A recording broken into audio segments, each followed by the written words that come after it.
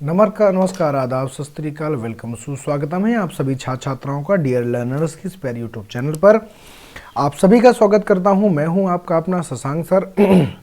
आपका स्वागत इस प्यारी सी क्लास में डियर लर्नर चैनल पर। तो आज का, जैसे कि आप स्क्रीन पर देख भी पा रहे होंगे, कि आज हम पढ़ने वाले हैं जेरोम ब्रूनर का सिद्धांत, संज्ञानात्मक सिद्धांत। मैं आपको बता दूं कि संज्ञानात्मक विकास जो है वो विकास का ही एक डोमेन है। इसके पहले आप संज्ञानात्मक विकास में जीन पियाजे का सिद्धांत पढ़ चुके हैं। उसके बाद आपने पढ़ा लेव-वाइगोत्स्की का सिद्धांत। मैंने आपको इन दोनों सिद्धांतों के बीच का अंतर के बारे में भी बताया। दोनों सिद्धांत किस प्रकार से एक दूसरे से अलग होते हैं, किस प्रकार से आप इनमें डिफ्रेंशिएट कर सकते हैं, सारी चर्चा को करते हुए जब हम आगे की तरफ बढ़े, आज ये तीसरा सिद्धांत है जिसको कहते हैं जेरोम ब्रूनर का सिद्धांत, संज्ञानात्मक सिद्धांत। आज हम इसको पढ़ें उसके पहले हमारे साथ जितने भी मित्र जुड़े हैं, जितने भी साथी जुड़े हैं, सबसे मेरी तहे दिल से गुजारिश है कि आप सभी एक बार चैनल को सब्सक्राइब करें। अगर आपने अभी तक क्लास को शेयर नहीं किया है तो प्लीज़ कृपया इसको शेयर ज़रूर करें। चलिए, सबसे पहले आपको कोर्स के बारे में छोटी सी जानकारी दे देते हैं। जहाँ की आप यहाँ पर देख रहे हैं, ये फीस इतनी नहीं है, अब ये फीस बढ़ गई है और ये फीस जो है वो प्यारे बढ़कर हो गई है 699 रुपये। यहाँ पर 499 वाला बैनर लगा हुआ है। फीस जो है ये 699 फिर से हो चुकी है। मैंने आपसे कहा था कि जब तीसरा फेज चले उस फेज में आपको फटाफट एडमिशन ले लेना है, तो जिस पर आपने अमल किया नहीं किया ये अब आपका मामला है। ये 699 रुपये का कोर्स हो चुका है। इस पर आपको नोट्स मिलेंगे, मॉक टेस्ट, ऑनलाइन क्लासेस। कुछ लोगों के प्रश्न शुरू कब से करेंगे? 15 मार्च से हमारी सारी क्लासें शेड्यूल होने वाली हैं। तो आई थिंक आज 13 मार्च है, यानी 2 दिन बाद ये कोर्स पूरी तरीके से ओपन कर दिया जाएगा और ये कोर्स आपको जहाँ भी पढ़ाया जाना है वहाँ पर पूरी तरीके से डिस्प्ले होना शुरू हो जाएगा। तो अगर अभी भी जिसने भी, क्योंकि फिर अगर बाद में लेने वालों का हो सकता है कि छूटे या उस हिसाब से फिर कवरिंग हो नहीं पाती, इसलिए आप सभी लोग ये याद रखें कि ये जो हमारा कोर्स है ये आप जल्दी से 15 के पहले पहले खरीद लें। और सब आप जानते ही हैं, अगर आपको कोई जानकारी चाहिए तो आप इस नंबर पर कॉल कीजिए, आशीष सर आपसे बात करेंगे, आप वहाँ से कोर्स को परचेज कर सकते हैं। मैं एक बार फिर बता दूं कि मैं हूँ शशांक सर। मैं आपके साथ में CDP, हिंदी और संस्कृत का सेक्शन डील करूँगा। आपके साथ विपिन सर डील करेंगे EVS। आपको इंग्लिश पढ़ाएंगे जितेंद्र सर और शिव सर, जैसा कि आप ये नाम जानते ही हैं, मैथ्स बाई शिव सर पढ़ाई जाएगी। उसके बाद में हम बिहार के बच्चों के लिए एक महत्वपूर्ण जानकारी लेकर के आए कि बिहार DLED के जितने भी हमारे बच्चे हैं वो सारे के सारे बच्चे अगर वो चाहते हैं कि हम सर जी एक बेहतर तैयारी करें, कई बार मेरे पास मैसेज भी बच्चों के आए कि हम चाहते हैं कि एक बिहार DLED की आप गाइड भी हमको सजेस्ट करें और प्रैक्टिस तो करें ही करें, क्योंकि बिना प्रैक्टिस के कोई आदमी कोई भी काम नहीं कर सकता है। वो चाहे आप खाना सीखते हो, चाहे आप चलना सीखें, कुछ भी करें, आपको प्रैक्टिस ज़रूर करनी चाहिए। इसलिए आप गाइड से पढ़िए। गाइड में बहुत ही अच्छी तरीके से चैप्टर वाइज सारी की सारी चीज़ें, अगर आप कुछ भी आपको नहीं पता तब भी आप इसको पढ़ के आप जीरो से हीरो बन सकते हैं। और प्रैक्टिस जीवन में ज़रूर करनी चाहिए। तो प्रैक्टिस के लिए आप ले सकते हैं बिहार DLED की ये प्रैक्टिस बुक और ले करके अपने जीवन को सफल बनाइए। तो मैं रिकमेंड करता हूँ चक्षु प्रकाशन की बुकों को। आप चक्षु प्रकाशन की बुकों को खरीदें। कोई भी अगर इससे संबंधित कोई जानकारी अगर चाहिए तो आप हमें भी कॉल करके पूछ सकते हैं। ये सारी सोशल मीडिया साइट्स और ऑफलाइन ऑनलाइन हर प्रकार के मोड पर उपलब्ध है। तो इसको पढ़ करके आप अपने बिहार DLED में अपनी जगह को पक्का कर सकते हैं और आप पा सकते हैं सरकारी कॉलेज, जो कि आपकी प्रथम प्राथमिकता होती है। चलिए, तो आज हम आपको तीसरा सिद्धांत पढ़ा रहे थे, जेरोम ब्रूनर का सिद्धांत। अब ब्रूनर का सिद्धांत पढ़िएगा, उसके पहले कई सारी बातें हम आपको यहाँ पर समझा देना चाहते हैं, बता देना चाहते हैं। ठीक है, चलिए। जैसे कि संज्ञानात्मक विकास के आपने अन्य सिद्धांत पढ़े, अगर हम बात करें पियाजे के सिद्धांत की हम बात करें अगर, तो ये सिद्धांत अलग नहीं है। पियाजे के और लेव-वाइगोत्स्की के सिद्धांतों में तो बुनियादी अंतर पाया जाता है, लेकिन इनके सिद्धांत को पियाजे का वैकल्पिक सिद्धांत कहा जाता है। कि अगर पियाजे का सिद्धांत नहीं है तो ये विकल्प में ये काम कर सकता है। तो क्योंकि पियाजे के ही सिद्धांत को इन्होंने आगे बढ़ाया और कुछ उसी में सुधार करने की कोशिश की, कुछ नए सुझाव दिए, इसीलिए इसको वैकल्पिक सिद्धांत भी कहते हैं। लिखा है, देखो लिखा है, इसे जीन पियाजे के वैकल्पिक सिद्धांत के रूप में जाना जाता है। ये बड़ी मोस्ट इंपॉर्टेंट बात है, इसको आप सदैव याद रखेंगे कि जीन पियाजे के वैकल्पिक सिद्धांत के तौर पर किसको जानते हैं, तो जेरोम ब्रूनर के सिद्धांत को जानते हैं। ये सबसे बढ़िया प्रश्न होता है, ऑप्शनल के रूप में इसको जानते हैं। इसको संज्ञानात्मक विकास का नया सिद्धांत भी हम कहा करते हैं। अगर बात करें जेरोम ब्रूनर कहाँ के थे, तो अमेरिका के निवासी थे, यानी एक अमेरिकन साइकोलॉजिस्ट थे हमारे जेरोम ब्रूनर। ये जो जेरोम ब्रूनर ने जो सिद्धांत दिया, जेरोम ब्रूनर के बारे में बहुत ज़्यादा पढ़ने के लिए चीज़ें नहीं हैं, छोटा है सिद्धांत परंतु बड़े काम का है, क्योंकि अगर आपसे पूछा जाएगा तो फिर तुमको बताना पड़ेगा। इसका अन्य नाम सबसे ज़्यादा पूछा जाता है कि बताइए निर्मितवाद का सिद्धांत के प्रतिपादक कौन है, या निर्मितवाद का जो सिद्धांत है वो किसने दिया, तो जेरोम ब्रूनर ने दिया। इसी का नाम है संरचनात्मकता का सिद्धांत। संरचनात्मकता का सिद्धांत किसने दिया, जेरोम ब्रूनर ने दिया। अन्वेषण का सिद्धांत भी इसी को कहते हैं, और जेरोम ब्रूनर का सिद्धांत तो आप जानते ही हैं। तो बेसिकली अगर हम बात करें जेरोम ब्रूनर ने किसका सिद्धांत दिया, तो संज्ञानात्मक सिद्धांत दिया। इसी के अन्य नाम ये हैं निर्मितवाद का सिद्धांत, अन्वेषण का सिद्धांत, क्योंकि जितने भी हमारे संज्ञानात्मक विकास देने वाले हो, चाहे वो लेव वाइगोत्स्की की बात कर लो आप, चाहे जीन पियाजे की बात कर लो, दोनों के दोनों व्यक्ति कहीं ना कहीं संरचनावादी हैं। तो इसीलिए संरचनावादी जब वो हैं तो जेरोम ब्रूनर भी क्या हुए, ये भी संरचनावादी हुए, क्योंकि इन्होंने जो हमारे जीन पियाजे साहब इन्हीं के सिद्धांत को वैकल्पिक रूप में दिया है। ठीक है, तो इनके हम अन्य नाम की चर्चा करते हुए हम आगे की तरफ चलेंगे। बात ये आती है कि अगर जेरोम ब्रूनर का सिद्धांत अगर हमारे जीन पियाजे के सिद्धांत का वैकल्पिक रूप है, तो बताइए फिर वैकल्पिक कैसे हुआ। तो आपसे पूछा जाएगा जेरोम ब्रूनर जो है उन्होंने विकास की कितनी हमारे अवस्थाएं बताई हैं, तो आप कहोगे 3 अवस्थाएं बताई, जबकि अगर जीन पियाजे की बात करें तो 4 अवस्थाएं बताते हैं। 4 कौन कौन से बताते हैं, तो आप कहोगे बताते हैं संवेदी गामा का अवस्था यानी सेंसरी मोटर स्टेज। दूसरे में अगर बात करते हैं पूर्व संक्रियात्मक माने प्री ऑपरेशनल। तीसरी आती है मूर्त संक्रियात्मक यानी कॉन्क्रीट ऑपरेशनल। चौथी आती है अमूर्त संक्रियात्मक यानी जिसको हम कहते हैं फॉर्मल ऑपरेशनल स्टेज। इसको हम औपचारिक भी कहते हैं, मूर्त संक्रियात्मक भी कहते हैं, औपचारिक संक्रियात्मक भी कहते हैं, या औपचारिक अवस्था भी कहा करते हैं। तो ये सारी की सारी जो बातें हैं ये लागू होती हैं जेरोम ब्रूनर ने 3 अवस्थाएं बताई, जबकि पियाजे ने 4 अवस्थाएं बताई हैं।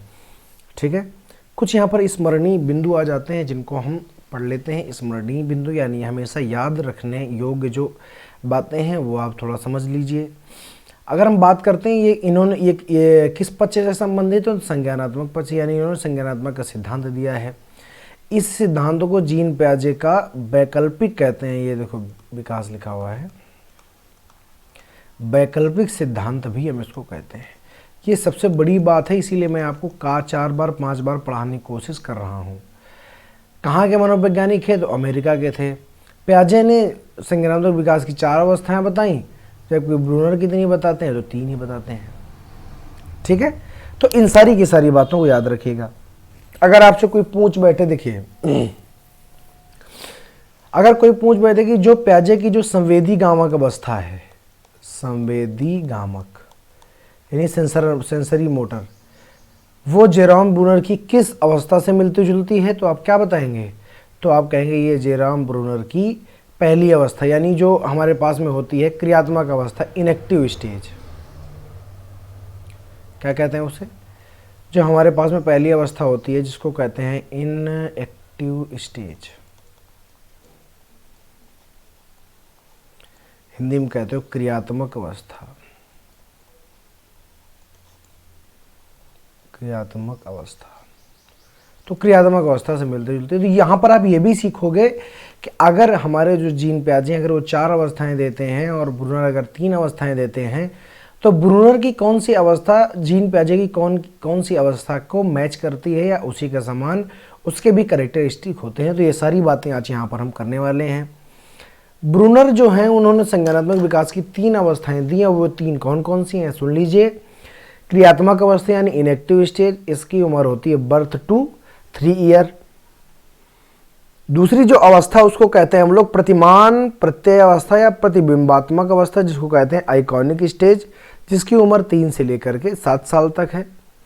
तीसरी अवस्था जो होती है वो होती है संकेतात्मक अवस्था, जिसको कहते हैं सिंबॉलिक स्टेज। और जो सिंबॉलिक स्टेज होती है इसकी उम्र जो होती है वो 7 से लेकर के 7 वर्ष के ऊपर जितने भी उम्र होगी, 7 हो चाहे 14 हो चाहे जितना भी हो, वो सब का सब हमारे सिंबॉलिक स्टेज यानी संकेतात्मक अवस्था के अंतर्गत आएगा। तो ये 3 अवस्थाएं देने वाले कौन हैं? तो आप कहोगे जेरोम ब्रूनर हैं। अब एक एक अवस्था को बहुत विस्तार से और बहुत ही ध्यान से समझेंगे, तो आप लोग ध्यान देते रहिएगा। चलिए, तो अगर हम पहली अवस्था की बात करें, इनएक्टिव स्टेज यानी क्रियात्मक अवस्था की बात करें, तो इस अवस्था में शिशु अपनी अनुभूतियों को शब्दहीन क्रियाओं के द्वारा व्यक्त करता है, क्योंकि बोल तो पता नहीं उतने हिसाब से। और इसी अवस्था को, ये जो यहाँ पर आप अवस्था पढ़ रहे हो, इसी अवस्था को जो हमारे जीन प्याजे महोदय हैं, जो हमारे जीन प्याजे जी हैं, इसी अवस्था को वो कहते हैं संवेदी गामक अवस्था। संवेदी गामक अवस्था कौन कहते हैं? इसी को जीन प्याजे कहते हैं। जो लिखते हैं अपने उसमें कहते हैं ये है sensory organ stage. Sensory organ stage होती है ये सेंसरी मोटर स्टेज, संवेदी का सेंसरी मोटर स्टेज। ठीक है, तो अगर तुमसे पूछा जाए संवेदी गामक अवस्था जो प्याजे की है, उसमें जेरोम ब्रूनर की कौन सी अवस्था के सिमिलर है? तो आप कहोगे इनएक्टिव स्टेट क्रियात्मक, क्योंकि यहाँ पर भी शब्दहीन अनुभूतियाँ होती हैं, सेंसस के माध्यम से सीखता है। यहाँ पर भी शब्दहीन अनुभूतियाँ सेंसस के माध्यम से सीखता है। जैसे इस अवस्था में शिशु अपनी अनुभूतियों को शब्दहीन क्रियाओं द्वारा व्यक्त करता है, जैसे भूख लगने पर रोना, हाथ पैर हिलाना आदि।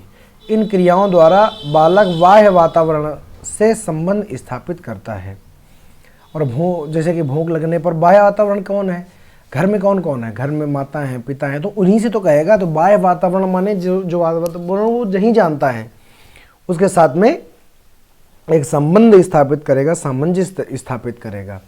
इस अवस्था में देखो लिखा हुआ है, इस अवस्था में भाषा का कोई महत्व नहीं होता, क्योंकि बच्चा इस समय बच्चे का जो भाषाई विकास है वो बहुत बेहतर नहीं होता, हो रहा होता है या हो चुका होता है। यहाँ तक बच्चा आप कह सकते हो या तो 1 वर्ड स्टेज में होता है या तो 2 वर्ड स्टेज में होता है ना। तो इसलिए भाषा का बहुत ज़्यादा महत्व नहीं है।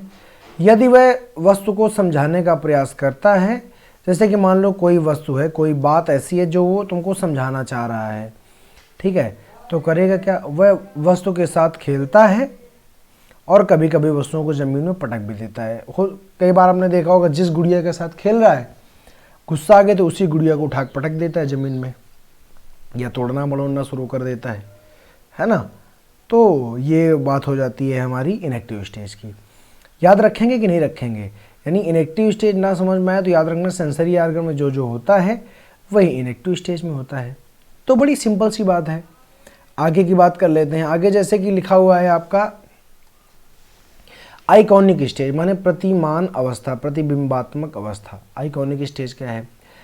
इस विधि में बालक अपनी अनुभूतियों को अपने मन में कुछ दृश्य प्रतिमाएं प्रकट करता है।